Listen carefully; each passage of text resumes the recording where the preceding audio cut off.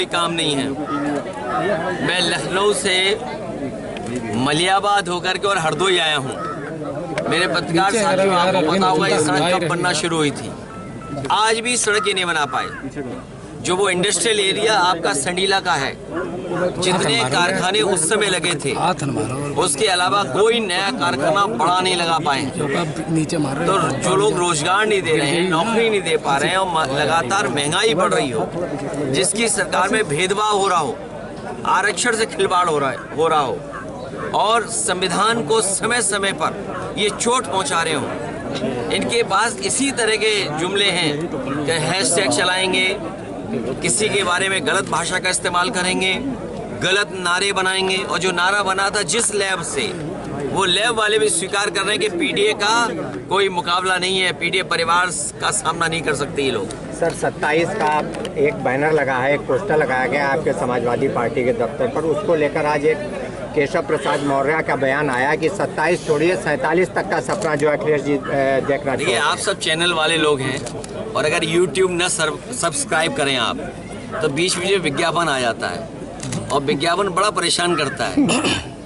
तो मुख्यमंत्री जी जो चीज़ फेस नहीं कर सकते हैं, तो इस तरह के कुछ लोगों को वो सामने रखते हैं। हालांकि आजकल सर्कस बंद है, नहीं तो आप जानते होंगे कि सर्कस में उस गैप को फिल करने के लिए कुछ ऐसे लोग रखे जाते हैं जो गैप फिल कर सकें। तो ये किसको कह रहे हैं? लगातार ये अरे मेरे पत्रकार साथी बहुत समझदार हैं। डिप्टी सीएम केशव प्रसाद मौर्य कह रहे हैं कि भाजपा सभी सीटों पर जीतेगी और सपा का भविष्य अंधकारमय है। हम लोग जोड़ेंगे और आगे बढ़ेंगे, जोड़ेंगे, बीजेपी को हराएंगे। सर जौनपुर में आज एक हत्या हुई है, एक ताइक्वांडो खिलाड़ी की हत्या हुई। कानून व्यवस्था पर आप लगातार सवाल उठा रहे हैं। अनुराग यादव नाम का लड़का है जिसका गला काट के हत्या की गई है। प्रशासन समय समय पे निष्पक्ष कार्रवाई करे। प्रशासन अगर जनता की सुनने लगे तो आज घटना जौनपुर में जो हुई है, ऐसी घटना नहीं होती। प्रशासन और सरकार के लोग न्याय नहीं दे पा रहे, इसीलिए इस तरह की घटनाएं हो रही हैं। जौनपुर में इससे पहले एक बिंद परिवार के नौजवान को पीट पीट करके पुलिस ने मार दिया। उसी जौनपुर में पुजारी यादव की भी हत्या हुई। अभी कुछ दिन पहले लखनऊ में आपने देखा होगा मोहित पांडे की हत्या हुई। उससे पहले गौतम जो दलित समाज से नौजवान था, उसकी हत्या हुई। तो ये कस्टोडियल डेथ और पुलिस मनमानी कर रही है। इतना करप्शन और भ्रष्टाचार कभी नहीं हुआ होगा जितना इस सरकार में हो रहा है। और बीजेपी वाले बचाने वाले लोग नहीं हैं, बीजेपी के लोग फंसाने वाले लोग हैं।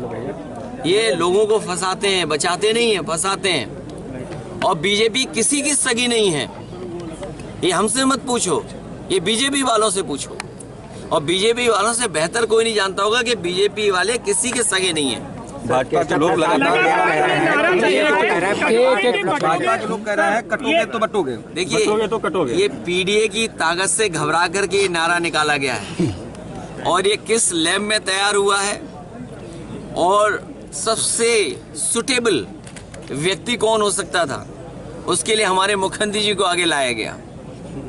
इस बार पीडीए लोगों को जोड़ेगा। पीडीए की बढ़ती हुई ताकत से बीजेपी घबराई हुई है, इसीलिए इस तरह के नारे दे रही है। सर पीडीए को लेकर कह रहे हैं कि परिवार डेवलपमेंट अथॉरिटी है, ये आज उनका बयान है कि वो पीडीए को ये बता रहे हैं। ये पीडीए परिवार वो है जो सामाजिक न्याय की लड़ाई को आगे बढ़ाना चाहता है। ये पीडीए परिवार वो है सामाजिक सद्भाव को आगे बढ़ाना, जो लोकतंत्र, संविधान, बाबा साहब भीमराव अम्बेडकर जी का और लोहिया गांधी के देश को जो खराब कर रहे हैं उनको बचाने वाला ये है।